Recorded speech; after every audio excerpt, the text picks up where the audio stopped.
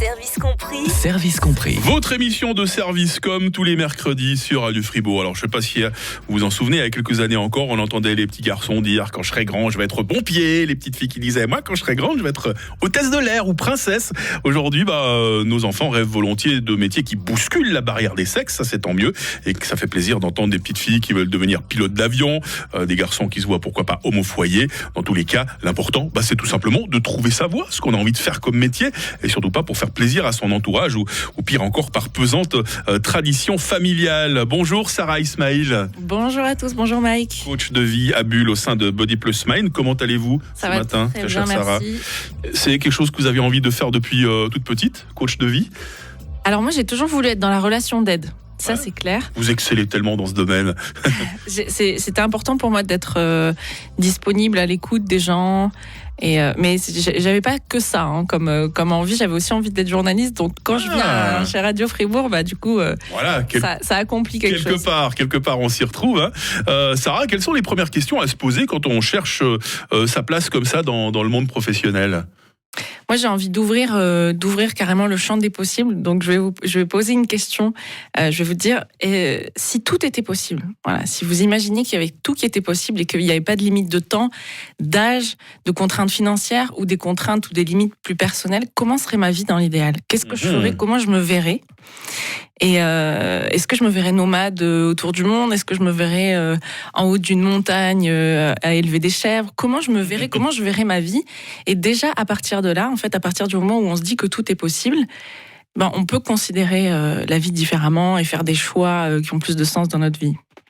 Quel itinéraire pour trouver sa voie? C'est le titre, joli titre que vous avez choisi pour notre émission du jour, Sarah. Et la date tombe à point nommé, parce qu'aujourd'hui, c'est effectivement la journée de la formation professionnelle et de l'emploi, dont Radio Fribourg est partenaire. Tout à fait à votre place. Dans ce cas-là, nul doute que Sarah Ismail saura vous conseiller, car c'est ça l'avantage de nos jours. On peut tout à fait changer d'orientation à n'importe quel moment de notre vie. On l'entendra d'ailleurs tout à l'heure dans un témoignage sur WhatsApp de Pierrette, l'une de nos fidèles auditrices. Et dans quelques instants, on va voir qu'avant de choisir une direction, il faut avant tout savoir ce qui nous anime. Est-ce que j'aime le pouvoir? Est-ce que j'aime l'argent? Est-ce que je suis plutôt quelqu'un d'idéaliste avec des valeurs humaines? On en parle avec notre coach de vie, Sarah Ismail. Quel itinéraire pour trouver sa voie? Comment faire pour trouver chaussure à son pied quand on se lance dans le monde professionnel? Comme d'habitude, Sarah Ismail, vous regorgez de bons conseils quand vous nous rejoignez sur Radio Fribourg dans Service compris. Alors ce qui est très intéressant, ce qui est très important, Sarah, c'est qu'avant de choisir une direction, il faut chercher le sens de sa vie. Alors, est-ce que c'est toujours facile de voir ce qui a du sens pour nous, surtout quand on est encore très jeune? En règle générale, on demande aux enfants dès l'âge de 10, 12 ans, qu'est-ce que tu veux faire plus tard? Il y en a qui ont déjà des rêves, mais c'est pas le cas de tout le monde. On n'est pas obligé de tout de suite savoir quoi faire, mais si on écoute les enfants, on se rend bien compte qu'ils sont tout le temps en train de demander pourquoi les oiseaux volent, pourquoi ceci, pourquoi cela. Ils sont tout le temps en train de chercher le sens. C'est curieux un enfant, C'est ça qui est génial d'ailleurs chez les enfants. C'est justement parce que le cerveau est en train de se développer, et pour se développer, il a besoin de comprendre les relations de cause à effet. Pourquoi quand j'appuie là, ça fait ça? Parce que sur la télécommande, il y a une onde qui permet de changer la chaîne de la télé. Donc tous les enfants ont ce questionnement de vouloir comprendre le monde, et en fait la recherche de sens, elle est dès le plus jeune âge. Donc la recherche de sens, c'est pas donné à quelqu'un de plus avancé dans l'âge, au contraire. Savoir ce que je veux faire, c'est vraiment la finalité, on va dire, qui correspond le plus à ce qui a du sens pour moi et pourquoi je le fais. Vous pensez que c'est à partir de quel âge approximativement qu'un enfant est en mesure de réaliser le métier qu'il va pouvoir faire quand il sera grand, quelque chose dans la mesure du possible? On dit qu'à partir de 7 ans, il se passe quelque chose chez l'enfant, qu'il a vécu suffisamment d'expérience. Mais 7 ans déjà, c'est tôt. Il n'y a pas d'âge en fait, dans la mesure où ce sont les expériences de vie qui vont créer les sensations, les émotions, les sentiments. Et quand moi, aujourd'hui, j'interroge des personnes sur qu'est-ce qui a du sens pour eux, je reviens dans l'enfance, je reviens dans l'adolescence, parce que ce sont des périodes absolument cruciales pour savoir quelles ont été les expériences de vie, qu'elles soient bonnes ou mauvaises, qui ont eu qui ont eu de l'importance pour elles, qui ont eu une signification pour elles et qui étaient vraiment importantes, qui les a conditionnées en fait. Donc si on demande aux jeunes et aux enfants ce qui a du sens pour eux, quelle expérience les a rendus joyeux, pourquoi ça a été important de passer du temps avec ses amis, parce que quand je passe du temps avec mes amis, je me sens libre, je m'amuse, je me sens pleinement m'exprimer, je peux faire ce que j'ai envie, on a une relation de complicité, et tout ça, ça a du sens. Et plus on ajoute ces éléments qui ont du sens dans notre vie, plus on sait ce qui nous identifie, ce qui nous correspond, et ce qu'on peut ensuite choisir pour que ça nous corresponde. La plupart des gens que vous côtoyez en tant que coach de vie, Sarah Ismail, vous avez l'impression que c'est à partir de quel âge que s'est produit le déclic? Et surtout, est-ce que le métier que les gens exercent aujourd'hui, c'est quelque chose qui s'est décidé depuis tout petit? Il n'y a pas de règle générale. On est tous tellement différents. Non, parce qu'il y en a qui savent très tôt, moi voilà, je voudrais être professeur des écoles. Et il y en a qui vont chercher toute leur vie, ou même changer plein de fois leur comment je vais le faire, ce que je vais faire, leur métier. Parce que l'important, c'est pas tant ce qu'ils vont faire, mais c'est pourquoi ils vont le faire. Et ça, on va le voir plus après dans l'émission. C'est le pourquoi est si important dans ce qu'on fait. Il y a Aline qui est sur WhatsApp qui nous dit moi le déclic ça s'est passé assez bizarrement, j'ai jamais vraiment su ce que je voulais faire le moment venu, puis j'ai appris à un moment qu'une école de couture avait ouvert à Fribourg, ni une ni deux, j'ai fait un stage, les examens d'entrée, ça m'a plu, j'ai réussi à entrer, me voici couturière, retoucheuse depuis 24 ans, peut-être que je l'avais aussi dans le sang parce que ma grand-mère l'était aussi. Quand même quelque part de la tradition familiale, là, on dirait. Ouais, et puis je pense que le fait de faire une expérience et de se découvrir dans une expérience, parce que là, c'est en réalisant un stage qu'elle a découvert que, en effet, ça lui convenait et que ça lui correspondait, en fait. Donc, il ne faut pas hésiter, en fait, à aller vers ce qui nous attire et de réaliser des expériences pour savoir si ça correspond réellement dans la réalité, quoi. Ouais. J'ai toujours aimé aider les autres, nous écrit Hélène. Je crois que ça vient du feuilleton Joël Mazar avec Véronique Jeannot, que je regardais quand j'étais enfant. Vous êtes peut-être un peu jeune pour avoir connu Joël Mazar et Pause Café. C'était, Sarah, les séries qui cartonnaient sur France 2, qu'on appelait Antenne 2 à l'époque, dans les années 80. Donc, c'est vrai que que je me sens vieux. Le fossé des générations. Nouveau, ça me rappellerait, mais là, ça me dit. Oui, Véronique Jeannot, par contre, ça vous parle, l'actrice. Voilà. Et puis, Hélène qui nous dit, perso, je ne suis pas devenue assistante sociale comme le personnage, mais infirmière, et malgré le stress par moment, malgré le salaire pas vraiment génial, pour moi, infirmière, c'est le plus beau métier du monde. Quand j'ai su comment redonner le sourire à un de mes malades, je sais que j'ai réussi ma journée. Exactement, là, elle est connectée avec le sens qu'elle donne dans sa vie, c'est prendre soin de l'autre. Et en étant infirmière, en tout cas, travailler dans ces métiers de soins, elle est complètement reliée au fait de donner du sourire, donner du bien-être, donner de l'attention à l'autre. Et donc, c'est OK. Plaisir de voir des gens qui ont des valeurs comme ça. Ça fait chaud au cœur, des gens qui se réalisent pleinement dans leur métier. Mais est-ce qu'on peut toujours vraiment faire ce qu'on aime dans la vie? Est-ce que c'est toujours possible de réaliser ses rêves? Vous avez entendu un peu plus tôt Marie Seriani qui nous disait que si elle n'était pas journaliste sportive, elle serait peut-être devenue princesse. Est-ce qu'on peut toujours réaliser ses rêves? C'est une princesse née. Voilà. En plus, ce matin, elle avait son casque sur la tête. Ça faisait vraiment comme si elle portait un diadème. Je me suis dit, il y a quelque chose de princier quand même chez notre amie Marie Seriani. Elle est peut-être toujours à la rédaction sportive. Si jamais vous pouvez aller lui trouver un petit coucou, vous pouvez aller lui faire un petit coucou, Sarah. Service compris. Service compris. Votre job de rêve, les amis, c'est la question que je vous pose depuis très tôt dans le grand matin. Quel est votre job de rêve? Alors, il y a des gens qui ont réalisé leurs rêves, d'autres pas forcément. Beaucoup de messages, en tout cas, qui nous sont arrivés sur WhatsApp. Delphine, par exemple, mon job de rêve, ce serait d'aller compter les tortues sur une île paradisiaque avec mon chéri, bien sûr. Lucie nous dit, le métier de mes rêves est de reprendre une ferme avec mon chéri, être entouré de tous mes animaux, vaches, ânes, poules, chèvres, lapins, d'accueillir aussi des familles et des écoles pour une découverte de ma ferme. Guillaume, mon job de rêve serait de vivre de ma passion, que sont les Lego. Et puis Sylvie, enfin, mon job de rêve aurait été d'être pilote à la Rega, pilote d'hélico, mais j'ai les yeux aussi vaillants que ceux d'une taupe. Sylvie qui a le sens de l'humour, en tout cas, quand elle parle de son job de rêve. On est toujours avec vous, Sarah Ismail, un coach de vie à Bulle. Notre question du jour, comment choisir sa voie, tout simplement, pour bien s'épanouir. Est-ce qu'on peut vraiment faire tout ce qu'on aime dans la vie ? Est-ce que c'est toujours possible de réaliser ses rêves, visiblement, avec des gens comme Sylvie, malheureusement, être pilote d'hélico quand on n'a pas de bons yeux, c'est pas possible. Alors, ce sont deux questions complètement différentes. Est-ce que je peux réaliser tous mes rêves dans ma vie ? On peut pas lire l'avenir. La seule chose qu'on peut se dire, c'est que quand je suis sur mon lit de mort, est-ce que j'ai envie de regretter d'avoir essayé, d'avoir tenté de faire ce qui vraiment était important pour moi et ce qui comptait pour moi. Donc peut-être que je vais pas les réaliser mes rêves, mais sur le chemin de mon rêve, je peux m'épanouir. Et la question de est-ce que je peux vraiment faire ce que j'aime dans la vie ? Oui, on peut faire tout ce qu'on aime dans la vie. Mais il n'y a pas que cette dimension à prendre en considération. Est-ce que ce que j'aime, ça peut aussi me permettre de subvenir à mes besoins ? Est-ce que ce que j'aime, ça peut permettre aussi d'être utile dans la société, de contribuer au monde ? Est-ce que j'aime, ça correspond aussi à mes capacités, à mes talents ? Donc là, par exemple, comme Sylvie, ce qu'elle aime, c'est peut-être de piloter ou d'être en hauteur, de pouvoir aider les autres à travers ce métier. Mais il lui manque une compétence, une capacité peut-être physique qui l'empêche de le faire. Donc c'est quelque chose qu'elle pourra faire dans le temps libre, mais peut-être pas en tant que pilote ou en tant que travailleur, en tant que professionnel. Parce qu'il y a une différence entre faire véritablement le métier de ses rêves et puis simplement se dire j'ai juste pas envie de faire un métier qui ne m'intéresse pas du tout, de faire un simple job alimentaire, Sarah. Voilà, alors là, ça remet la question de l'argent au centre quand même, parce que quand on se pose la question de ce que je veux faire dans le monde professionnel, ma voie, mon job de rêve, on va pas se mentir, la question de comment je vais gagner ma vie, elle est primordiale. Ouais. Avant même de faire ce qu'on aime. Donc parfois, on est peut-être idéaliste quand on est enfant, adolescent, puis quand on arrive à l'âge adulte, quand il faut vraiment gagner sa vie, c'est là que ce genre de considération entre en ligne de compte, me semble-t-il.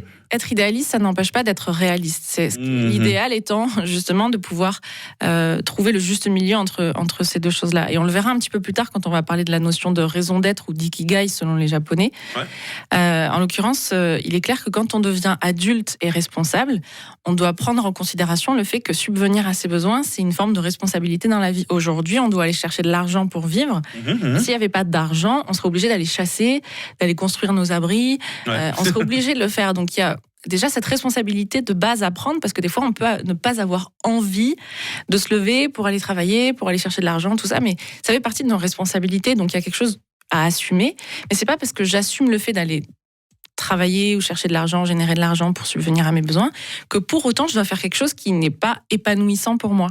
Donc là encore, l'idéal étant de se dire qu'est-ce que je peux faire qui me plaît, là où je peux avoir des compétences, des facilités, je suis douée pour faire certaines choses et qui peut servir le monde, et en plus gagner de l'argent avec. Si on réunit toutes ces composantes, c'est l'idéal. Ce qui me paraît aussi très important, Sarah, et je sais que vous vouliez mettre l'accent là-dessus, il ne faut absolument pas, ça a été très très très longtemps le cas, peut-être jusque grosso modo en mai 68, on faisait le métier que les parents décidaient pour nous. Si on descend d'une famille de notaires, par exemple, tous les garçons sont notaires. Bon, les filles, à l'époque, c'était encore plus simple et c'est ça qui était dramatique. Il fallait devenir femme au foyer. Aujourd'hui, quand même, on ose dire non, papa, maman, je choisis ma vie. C'est moi qui choisis mon métier. On nous donne une vie à la naissance et notre vie, elle nous appartient. C'est ça, devenir aussi adulte et responsable, c'est se prendre ses responsabilités de subvenir à ses besoins, mais aussi de faire de notre vie celle qui nous correspond.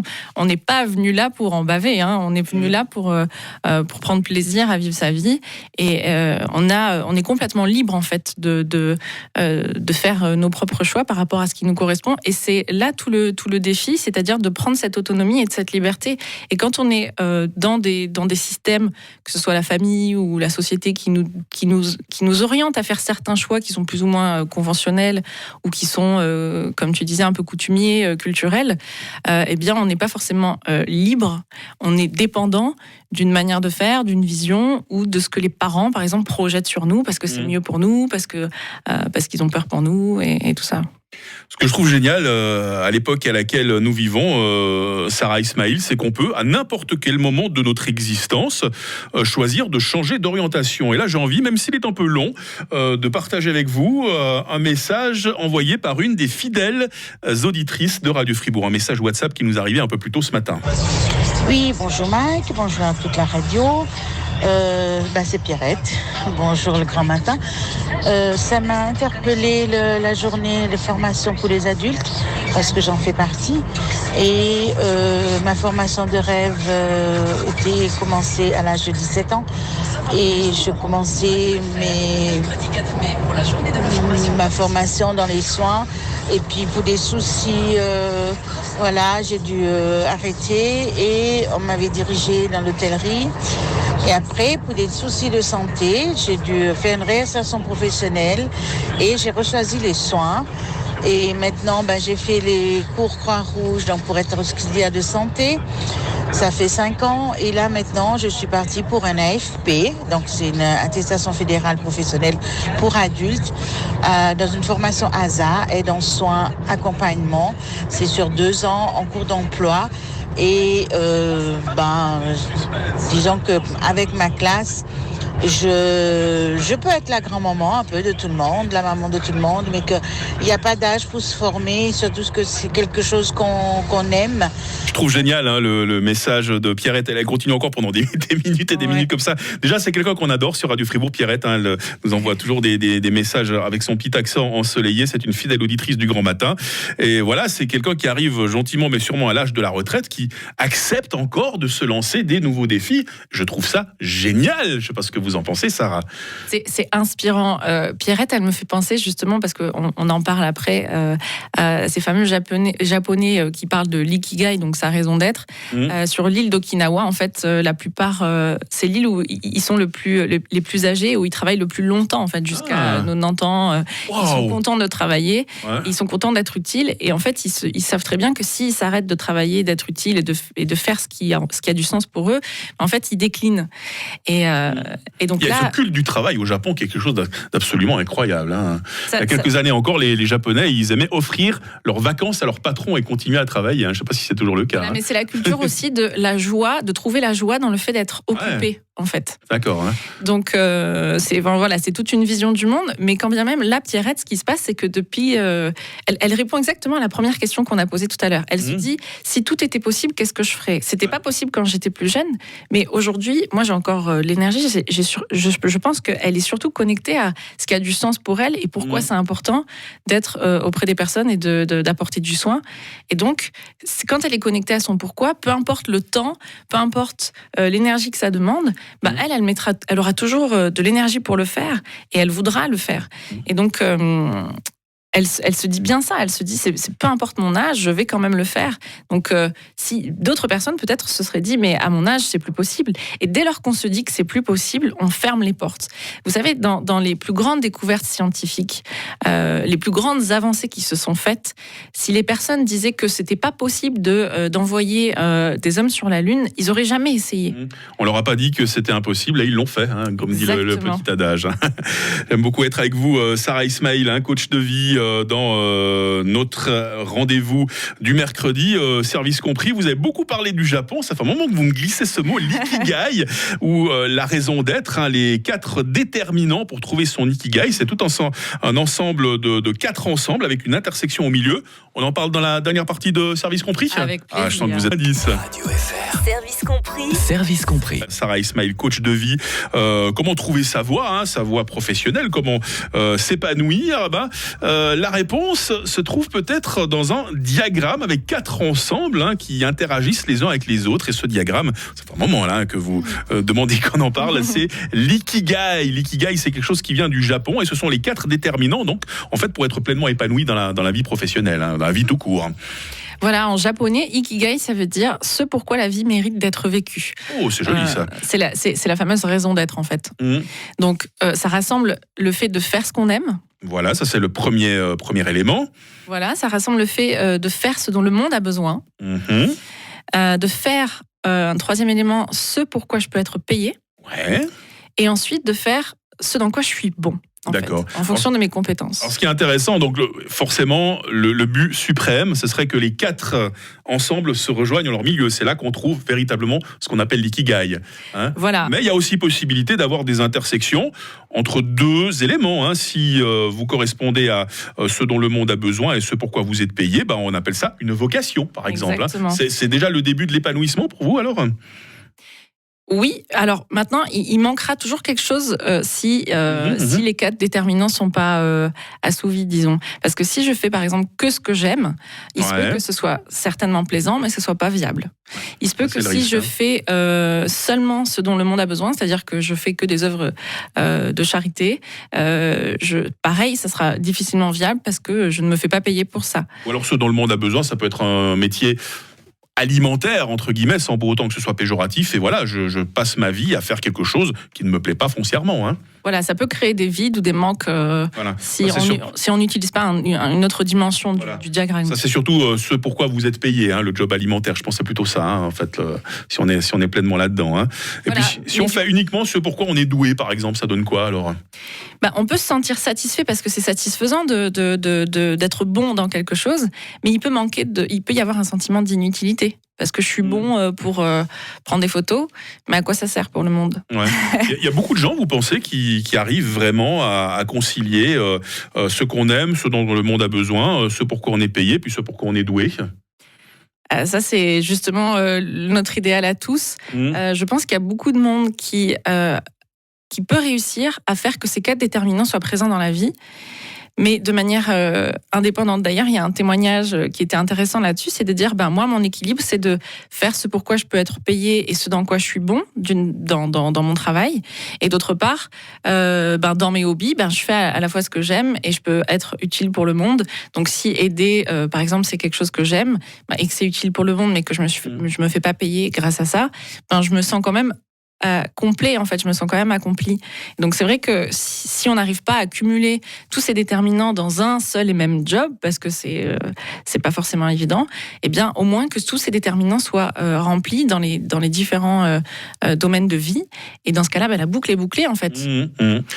Sarah Ismail, on rappelle que vous êtes coach de vie à Bulle. On vous trouve sur le site internet de votre... c'est carrément une entreprise, Body Plus Mind, hein, puisqu'on offre du coaching. Il y a possibilité de pratiquer la danse également pour se réaliser pleinement.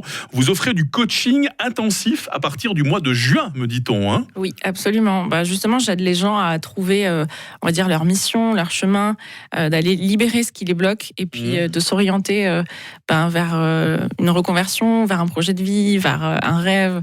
Et donc, ça prend du temps de se poser les bonnes questions parce que c'est ça qui est important. Partir de ce qui a du sens, comme on disait plus tôt, de ce qui est vraiment important pour soi, de pourquoi je fais ce que je fais. Et d'ensuite de pouvoir trouver la manière de faire. Parce qu'une fois que je sais une fois que je sais pourquoi, je sais ensuite comment je peux le faire et qu'est-ce que je peux faire.